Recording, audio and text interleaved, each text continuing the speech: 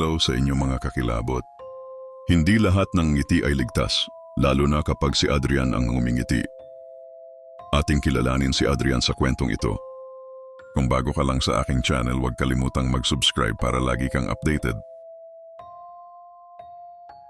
Tahimik at mapag-isa si Adrian, isang 12 anyos na estudyante sa grade 6. Lagi siyang nakayuko kapag naglalakad, parang ayaw makipag-ugnayan sa kahit sino.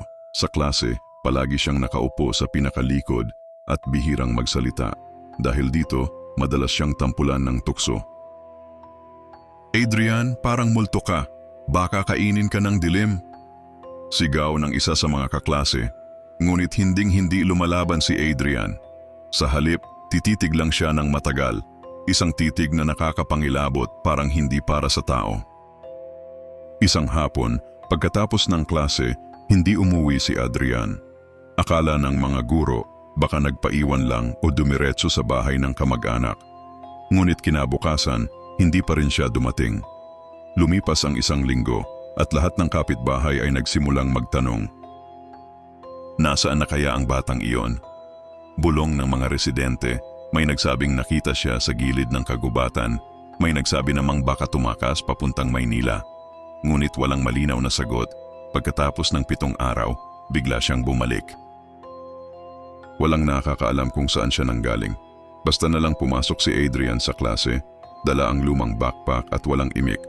Maputla ang kanyang mukha, may maitim na bilog sa ilalim ng mga mata, at kakaiba ang kanyang ngiti, mahaba, pilit, at malamig. Adrian, saan ka nanggaling? Tanong ng guro. Umuwi ako, sagot niya. Yun lang. Nang sumunod na mga araw, may mga kakaibang bagay na nagsimula. Sa tuwing makikita mo si Adrian, minsan ay parang dalawa siya. Isang nakaupo sa upuan at isa pa sa sulok ng mata mo, nakatayo at nakangiti. Kapag titignan mo ng diretso, nawawala ito. Si Marco, ang bully ng klase, ang unang nagduda. Baliw na ato. Nagpapanggap lang para takutin tayo. Asar niya kay Adrian. Kinabukasan natagpuan si Marco sa CR. Nakasubsob siya sa lababo, wala nang mga mata. Nakaukit sa salamin gamit ang dugo ang mga salitang, "Huwag niyo siyang gagalawin." Sabay-sabay na nanlamig ang buong klase. Hindi nagsalita si Adrian, pero habang tinitingnan nila siya, ngiting-ngiti lang siya, parang natutuwa sa nangyari. Lumipas ang mga linggo at mas dumami ang mga insidente. Sa library, may naririnig ang mga estudyante na may bumubulong ng kanilang pangalan. Sa gym, may mga nakikitang aninong naglalakad kahit walang tao. Isang gabi, naglakas loob si Paul, isa sa mga kaklase ni Adrian, na sundan siya pauwi. Nakita niya na hindi dumiretso sa bahay si Adrian. Sa halip, tumungo ito sa isang abandonadong gusali sa gilid ng baryo, dating lumang bodega na matagal nang isinara. Doon niya nakita si Adrian na nakaupo sa sahig, nakapalibot ang mga anino. Hindi ito ordinaryong anino, kundi hugis ng mga tao na walang mukha. Nagpapaikot-ikot sila sa bata, bulong ng bulong.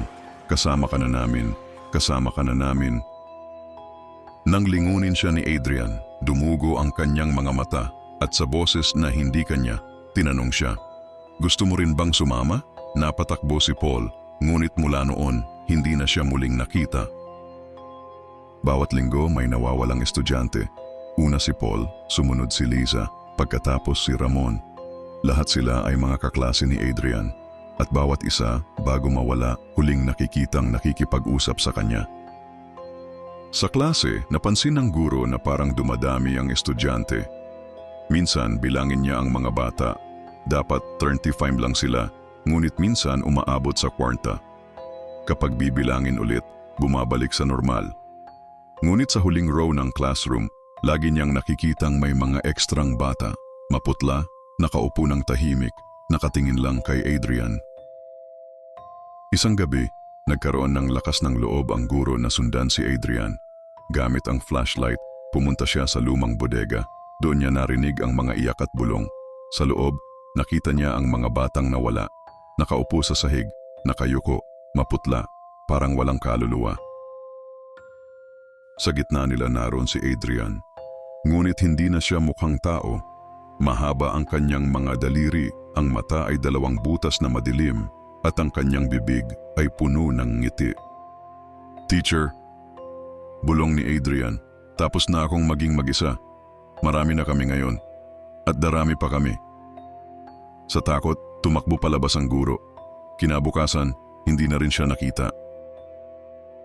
Makalipas ang ilang buwan, halos kalahati ng klase ni Adrian ay nawala.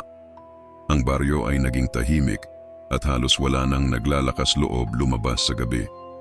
Ngunit tuwing 12:00, may mga naririnig na yabag sa kalsada. Mga yabag ng maraming bata na sabay-sabay naglalakad.